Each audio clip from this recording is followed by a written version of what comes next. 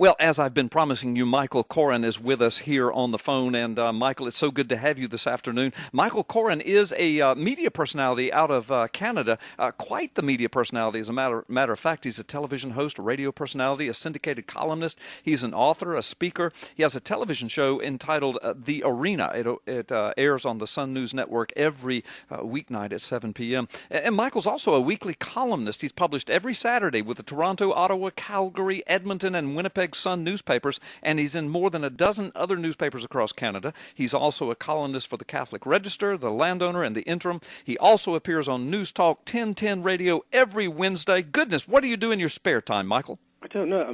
I'm tired just hearing that. I know. I didn't realize I was so clever. Good Lord. You are. You're clever. I don't know. And not only that, but you're the best-selling author of 14 books, including some biographies of folks that I really admire, like C.S. Lewis and J.R. Tolkien. And you've done biographies on that. I'm going to check out your books, and I'm going to purchase them. They are available here in the States, right? I mean, you know. They are. There's only two were bestsellers, really. I mean, the others, they did okay, but the last two did very well. Yeah, because the last two were Random House, so they're readily available. But anything's available on the internet these days. You know. Well, that's true, but I know you are a prolific author, and I know that you're highly, highly respected in Canada for your media persona. Well, by some people, I am also incredibly hated by many other people. Well, now you've just described my resume there. Well, I guess anytime you take to the airwaves and get on the radio and television, that's going to be the case. And hey, add to that mix, Michael. I'm a pastor, a senior pastor of a large church here on the Gulf Coast. And, of course, you are a Christian brother, and you've written a Christian book, and we're going to talk about that. So I guess you and I probably share a lot of the same enemies and friends, probably. I would think so. And Canada is less Christian, less religious, I suppose. I mean, religiosity just doesn't play such a part in this country. So secularism has done more damage. Yeah. And, I mean, we have, for example, we have gay marriage. We've had it for some years now. We're the third country to introduce it. We have absolutely no abortion law at all. Right. We're probably unique in the civilized world. Publicly funded abortion until the 9th month and beyond. We now know that infanticide occurs about 50 times a year, where babies who survive abortion are killed or left to die. So, I mean, we have a very decadent culture. But it's one of those things where people are, they die by kindness and niceness because the economy is pretty strong. The banking system works. We have a welfare state. We have socialized medicine. It's a gentle country. The crime rate's relatively low. At the same time, we're removing and expunging God and Christ from so much of our daily life. Yeah. And you know, it's interesting because you describe your country as a gentle country, and I have traveled extensively in Western Canada and done a lot of preaching and teaching there as well, and have been in some sections of Eastern Canada, and that's exactly how the Canadians overall are a gentle people. They're gracious people. They're kind people overall. They're very they're low keyed. I mean, as you can tell, I'm pumped up, full of testosterone and high key. But when I'm in Canada, they're so gracious to me, and they seem to just tolerate me. But Canadians are kind folks. But the flip side of that is, goodness, it's so godless from coast to coast overall. It is. I as you can tell from my accent, I spent the first half of my life in Britain. I'm British. I married a Canadian, so I've been here half my life now. Right. And it's worse in Europe. I mean, in Britain, it is aggressively anti-God. Yeah. It's not quite so bad here. But because we are in Canada fairly gentle people, it's very difficult to get people angry. Well, maybe that's not the right word. Just active about certain issues. Passionate. Yeah, and they simply won't be, and they just allow things to happen, which is very, very dangerous. And, of course, Canada prides itself on, I'm afraid, not being American. So whenever, for example, our Prime Minister, who isn't and I think he's probably a nominal Christian, but he's a relatively conservative. But when he was first elected a few years ago, he said, and I've never heard it before from a Canadian Prime Minister, he said, "God bless Canada." Wow. And the mainstream media had a fit. They accused him of being an American. How dare you say, "God bless Canada"? You sound like George Bush, they said. They went apoplectic on you. They did. Good gracious. Well, God bless him. God bless him. So did God bless Canada under him? Or he's still in office, isn't he? He is, and I certainly hope that he continues to be. He's not ideal, but I'll give you an example. He's probably the most actively pro-Israel and anti-Hezbollah, anti-Hamas leader in the entire world, outside, of course, of Benjamin Netanyahu. Right. He puts the American president to shame. We were the first country to take away all funding from Gaza after Hamas won the election, and he has some wonderful cabinet ministers working for him. But also, it's a conservative government, but there are those sort of, how shall I put it, low taxes, low morals types. So they're quite interested in fiscal restraint, but they don't care what people do in their personal, private, and moral lives, and that's not my sort of conservatism. Right. No, I understand. But, as you said, I mean, given the choices that you have, you're kind of hoping that he hangs in there for a while. Well, the alternative is, realistically, is quite horrible. Well, it's a child, in fact, called Justin Trudeau, whose father was Pierre Trudeau, and this is a man with very nice hair and fairly good looking, and absolutely nothing in his skull at all. I mean, he's completely free of brain. I mean, I know him. I mean, he's a nice enough guy, but with all due respect, he's an idiot. He's only there because he's Pierre Trudeau's son. But he is a leftist, and if he does win the election, we will be in enormous trouble. He sounds like the Canadian version of Barack Obama. In some ways, I mean, whatever Obama is, I don't think Obama's a fool. Justin Trudeau is. Right. It's even worse. I got you. Hey, listen, Michael, let's do this because we're running out of time, and I really want to spend time on you and your book, because your latest book is entitled Heresy: 10 Lies They Spread About Christianity. Give us an intro and an overview of your book. Then we're going to take a brief time out. When we come back, I'm going to get into the guts of your book, into some of the specifics. Okay. But first, as you're giving your intro, tell people where they can get it, your website, and where they can get your book. Well, God bless you for asking that. They can go to my website, which is michaelcoren, COREN.com. But if they just go to Amazon, and Amazon.com and type in my name, the book will come up and they can order it that way. And it's really the result of years and years of hosting talk radio and talk TV and TV and having to respond to pretty much every attack on Christianity. I've heard them all. Yes. And I thought I'd put together a 75,000-word book, an accessible book, so that people who don't have too much time to go through huge volumes can just have a response to the usual nonsense.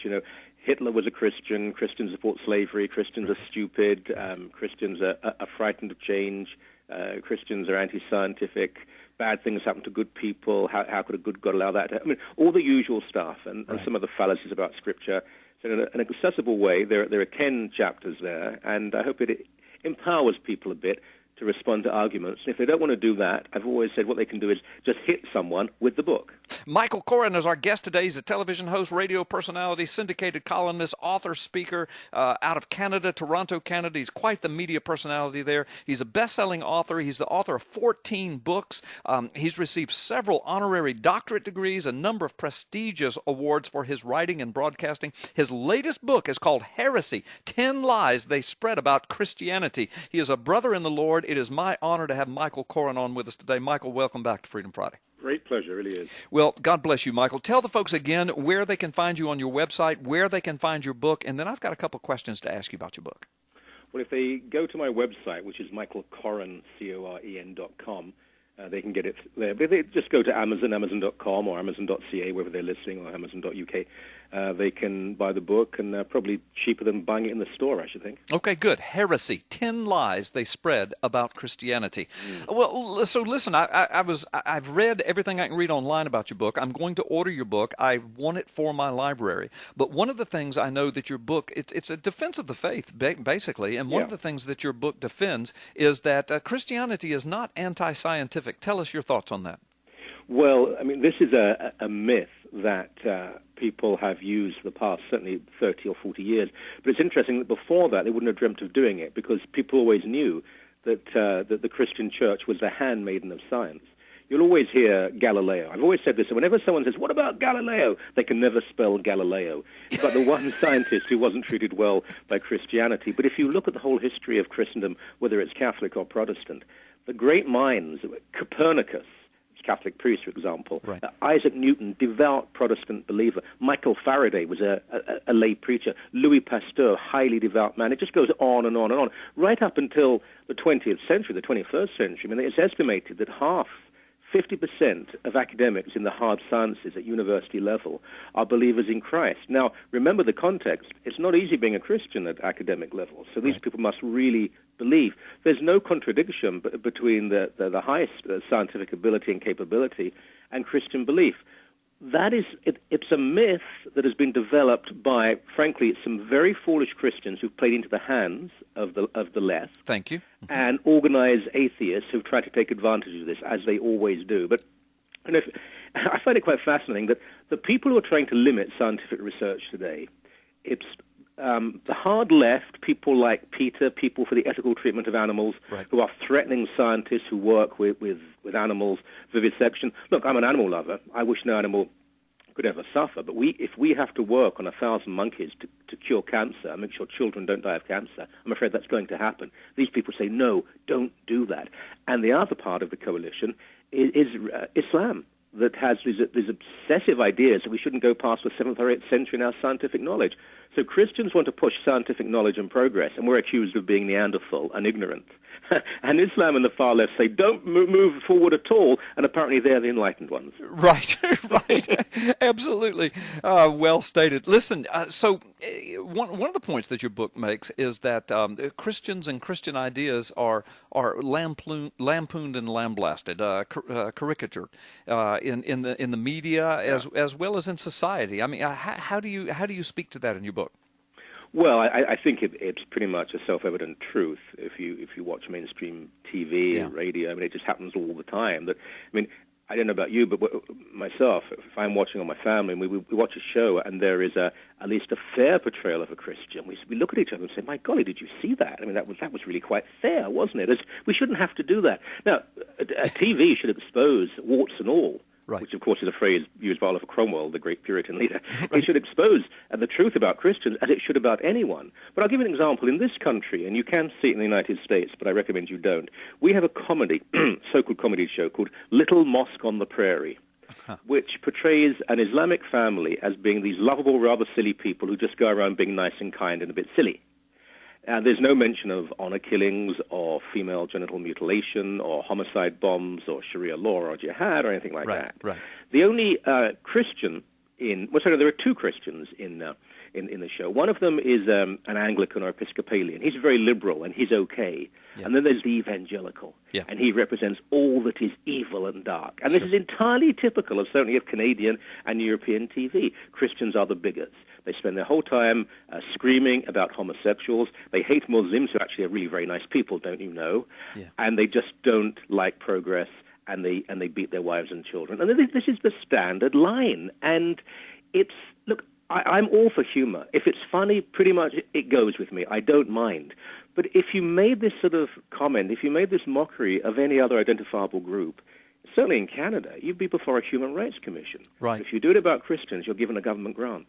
Right, right. Well, what kind of freedoms do pastors not have in their pulpits in Canada? We hear so much about that. I mean, you're right in the middle of it. Tell us the truth. It's an important point, actually. It's a good question, because generally what we have now, you all have in 10 years' time. The whole same-sex marriage debate. I wrote quite a long piece for the National Review last year about the consequences of gay marriage, beyond the moral ones, the destruction of genuine marriage. We see that in Scandinavia and the danger to children. It's what happens to people who oppose it. Now, when we brought in gay marriage, but as one example in this country, very quickly there was a concerted attack on Christian organizations. The Roman Catholic Bishop of Calgary, who gave a very intelligent, loving response to gay marriage, love the individual, but we cannot affirm homosexuality. Marriage has a specific reason in being one man and one woman. He was contacted by Revenue Canada, the tax service, and threatened. And he was then threatened with being taken to a Human Rights Commission. Now, in this country, a Human Rights Commission, if someone complains about you, they don't have to have a lawyer. They don't have to even proceed with anything. They just make the complaint. You then, if you want to defend yourself with a lawyer, and you should have a lawyer, you have to pay for it. There's no legal defense. There is no due process as we would know it. Wow. There's barely any right of appeal. It's a kangaroo court.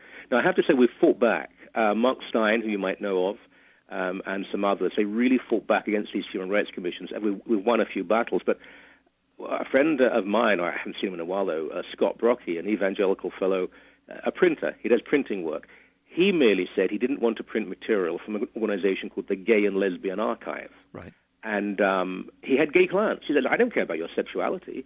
It's the material that you're asking me to print. And it's offensive to me as a Christian. He recommended other printers who would do it. They said, no, it has to be you. And it cost him tens and tens of thousands of dollars.